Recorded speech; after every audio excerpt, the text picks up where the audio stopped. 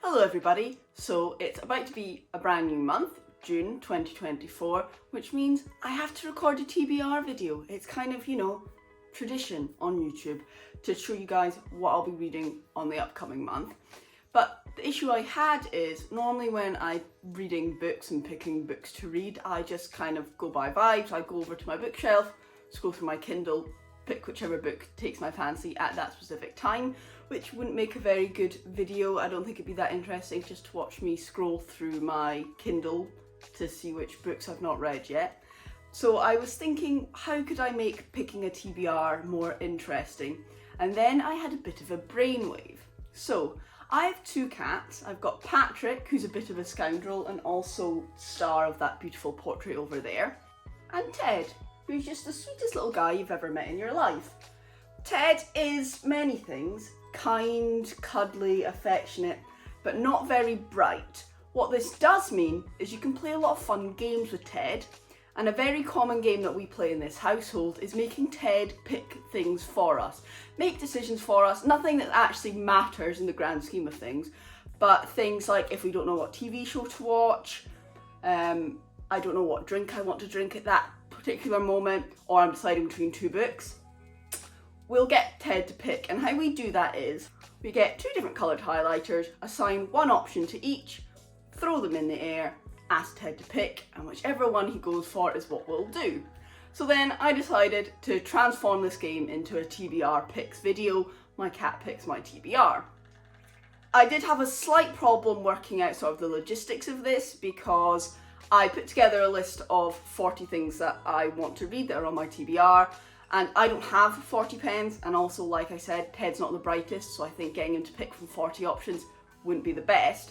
So what I did do is I put all of those 40 options into a name wheel spinny thing, and I separated them into two different lists. So as you can see here, I've got my blue column and my yellow column, 20 titles on each one. And what I'm going to do, kind of like a sports bracket type thing, is we'll go through with the two options. He'll pick one, whichever option he doesn't pick, I'll remove all of those titles, split it in half, and we'll go again until we get down to 5 titles. The reason why I picked 5, even though I typically read more books than that every month, is first of all, it's just a wee bit of a trial. Second of all, I don't completely trust Ted to pick everything I'm going to be reading in 1 month. And also, when I'm picking a book to read, a lot of the time I go by mood, and if I'm not in the right mood for a particular book, I probably won't enjoy it that much. So this gives me scope to, if I'm not feeling one of these picks at a particular time, go read another book and then come back to it. Without further ado, let's see what Ted picks first. Okay, Ted, you ready, buddy? You ready? And which one? Oh, looks like blue. So now I'm just gonna go through and delete all of these yellow ones. And now split these in half and make the new yellow side. And now we'll just repeat the process.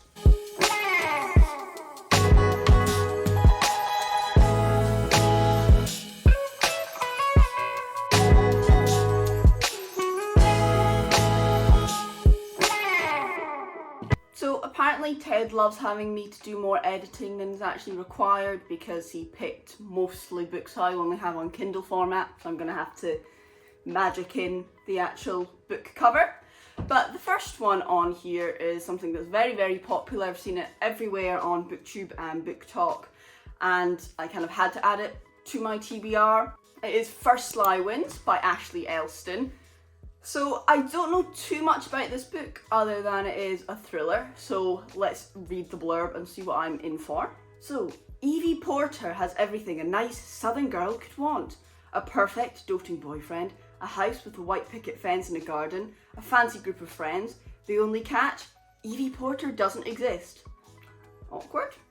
The identity comes first. Evie Porter, once she's given a name and location by her mysterious boss, Mr. Smith, she learns everything there is to know about the town and the people in it. Then the mark, Ryan Summer. The last piece of the puzzle is the job. Oh, I see. So she's like a spy, given a false identity to track someone down. Blah, blah, blah, blah, blah. And she seems to fall in love with her mark.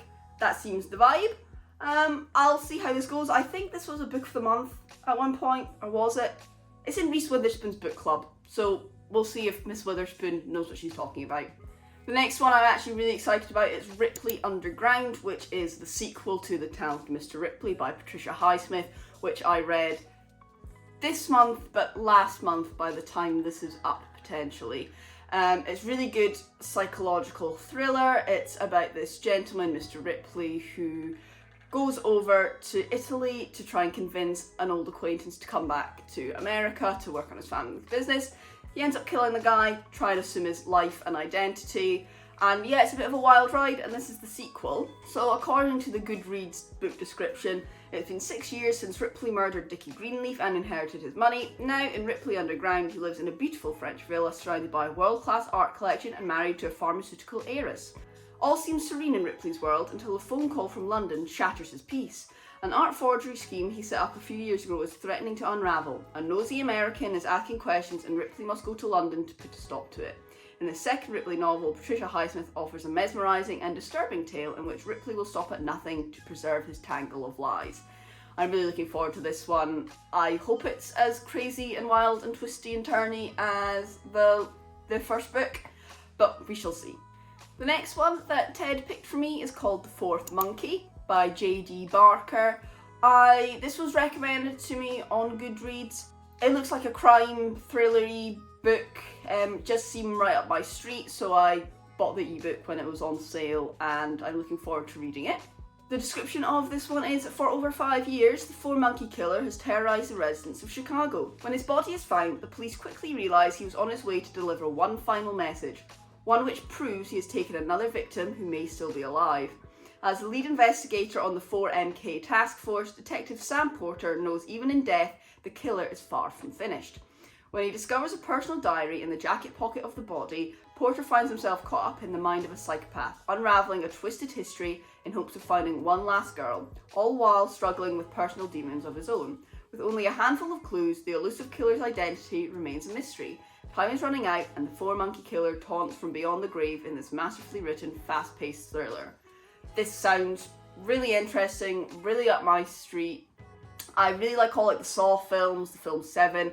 This kind of giving me similar vibes, just from reading the description. It's got very good ratings on Goodreads, which is probably why it was recommended to me on there. So I'm looking forward to getting to this one. So the penultimate pick, I mentioned in my newbie book tag video that I really wanted to sort of expand my horizons, go into genres that I wouldn't typically go into of my own accord.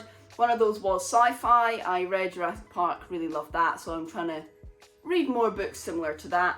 So Ted obviously knew that that's what I wanted to do, and he picked The Martian by Andy Weir for me. Probably doesn't need any introduction, everyone and their granny seems to have read this book. It's very popular, it was made into a film. I have seen the film and I really enjoyed it. Normally I try and read the book before the film, but we'll do it the other way around. I can't remember much that happens in the film anyway, other than he makes potatoes with poo.